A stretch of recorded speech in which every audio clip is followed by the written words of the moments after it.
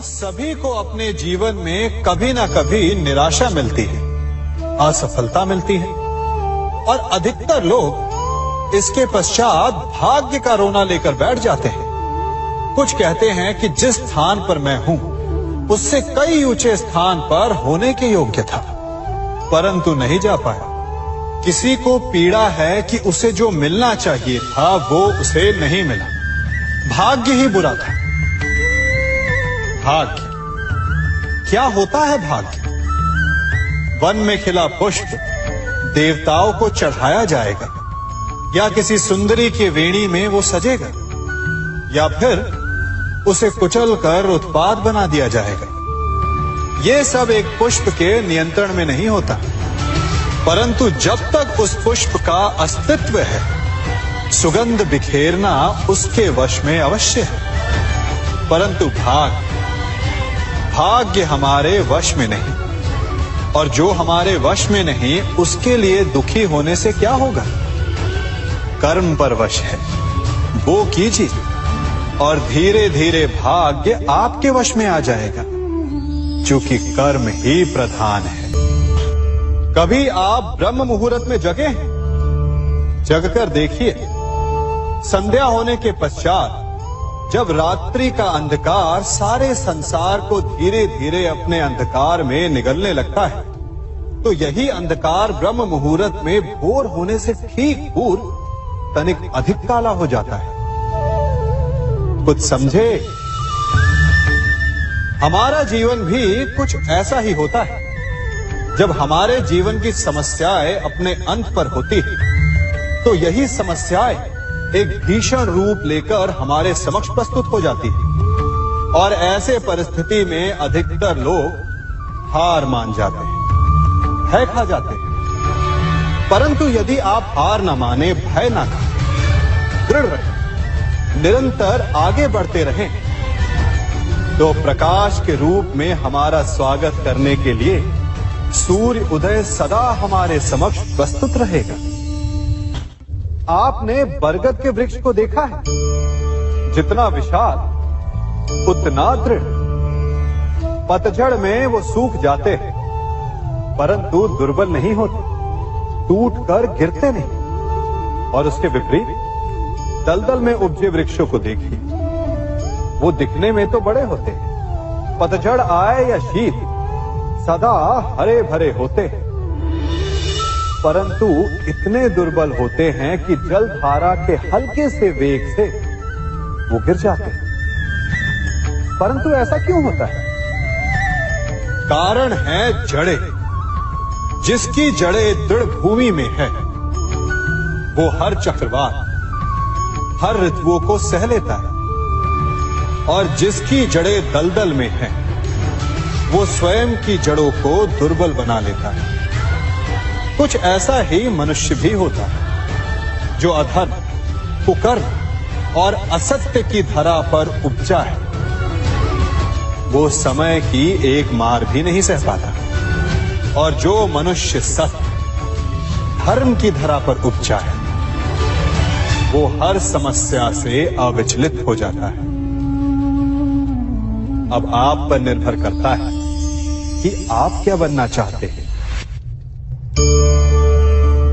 हमारे जीवन में मित्र और शत्रु बड़ा महत्व रखते हैं। यदि गंभीरता से सोचा जाए तो ऐसा कोई क्षण नहीं जब हम अपने मित्रों के बारे में ना सोचते हो, या फिर अपने शत्रुओं के बारे में। हमारा हर कार्य या तो हमारे मित्रों के हित के लिए होता है, या फिर हमारे शत्रुओं के अहित के लिए। हम हर स्थान या तो अपने मित्रों के साथ होते हैं, या फिर अपने शत्रुओं के साथ। कोई नहीं चाहता कि उनका शत्रु प्रसन्न रहे। हर कोई अपने शत्रु को नष्ट कर देना चाहता है, और ऐसा करने के लिए वो हर संभव प्रयास करता है। उसे आर्थिक, मानसिक और शारीरिक हानि पहुंचाने का प्रयास करता है। परंतु यदि मैं आज आपको ऐसा मंत्र सिखाऊं जिससे आप अपने शत्रु को सदा के लिए नष्ट कर दे दो, और वो मंत्र है मित्र बनाना। अपने सभी शत्रुओं को अपना मित्र बना लीजिए और आपके सारे शत्रु स्वतः ही समाप्त हो जाएंगे। मैं क्या कर रहा हूं? मैं दिए प्रज्वलित कर रहा हूं ताकि अंधकार को मिटा सकूं। अब आप कहेंगे कि इसमें कौन सी बड़ी बात है ना? परंतु इसमें महत्वपूर्ण बात समझने के लिए यह है कि मैं क्या नहीं कर रहा हूं, और मैं अंधकार नहीं कर रहा हूं। क्योंकि अंधकार को मिटाने के लिए प्रकाश का अस्त्र तो उठाना ही पड़ता है। बुराई को बुराई से नहीं, अच्छाई से जीता जाता है। अन्याय को अन्याय से नहीं, न्याय से लड़ा जाता है। क्रोध को क्रोध से नहीं, क्षमा का साथ लेना होता है। ठीक उसी प्रकार एक लोहा लोहे को काटता है, परंतु एक ठंडा लोहा ही गर्म लोहे को काट सकता है। इसलिए यदि आपको अपने जीवन में विजयी होना है तो अपने शस्त्रों को, अपने अस्त्रों को सोच समझ कर उठाइए, क्योंकि एक अनुचित सोच परिणाम पर भारी प्रभाव डाल सकती है। आप सब सोच रहे होंगे कि ये क्या मैं करने लगा? मैं इस पौधे को जड़ से उखाड़ रहा हूं। आश्चर्य हो रहा है ना कि एक पौधे को उखाड़ना या काटना ना केवल एक अपराध है अपितु पाप भी है। तो फिर मुझे ऐसा करने की क्या आवश्यकता पड़ गई? क्योंकि कई बार विनाश ही सृजन तक पहुंचाता है। यदि नया भवन बनाना हो तो पुराने भवन को गिराना पड़ता है। व्यवस्था को परिवर्तित करने के लिए क्रांति लानी पड़ती है। और उसी प्रकार यदि किसी वृक्ष या किसी पौधे की जड़ों में घुन लग जाए या उसका मूल सड़ जाए तो उसे जड़ से उखाड़ देना ही श्रेयस्कर होता है, ताकि उस स्थल पर नए पौधे उपज सके। युद्ध करना पर्याय नहीं, परंतु कभी कभी शांति के लिए युद्ध करना आवश्यक हो जाता है। संसार में सबसे श्रेष्ठ क्या है? फूल या कांटे, प्रेम या घृणा, संपन्नता या दरिद्रता, मित्र या शत्रु? बताइए। अब आप भी कहेंगे कि भला ये कोई पूछने की बात हुई? अवश्य, फूल, प्रेम, संपन्नता और मित्र ही श्रेष्ठ है।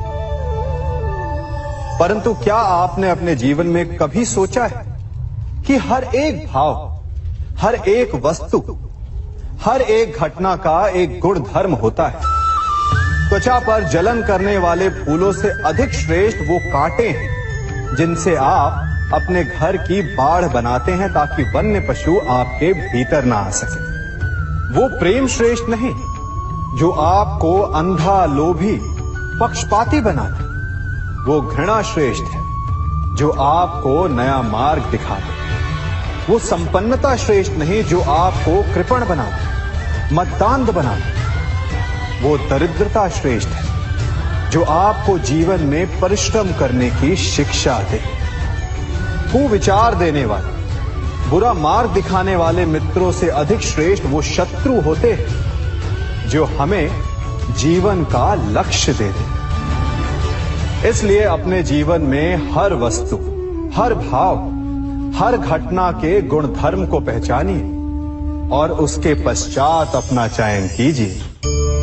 स्वर्ण, हम सभी को अपने जीवन में स्वर्ण से कभी ना कभी कुछ ना कुछ थोड़ा या अधिक मोह होता ही है ना? परंतु क्या आपने कभी सोचा कि स्वर्ण को प्राप्त कैसे किया जाता है?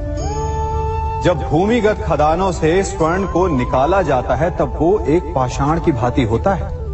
ऐसा पाषाण जिससे आप किसी को भी मार सकते हैं, परंतु उसे आभूषण के रूप में स्वयं के शरीर पर धारण नहीं कर सकते। यदि उसे आभूषण बनाना है तो उसे लंबी यात्राएं करनी होती है।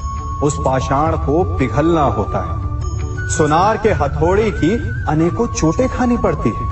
फिर काट छाट और उसके पश्चात जाकर वो ऐसा आभूषण बनता है जो हमें वर्षों तक, सदियों तक लुभाता रहता है। इसलिए यदि आपको समय पर विजय पानी है तो स्वयं के निर्माण पर समय देना होगा।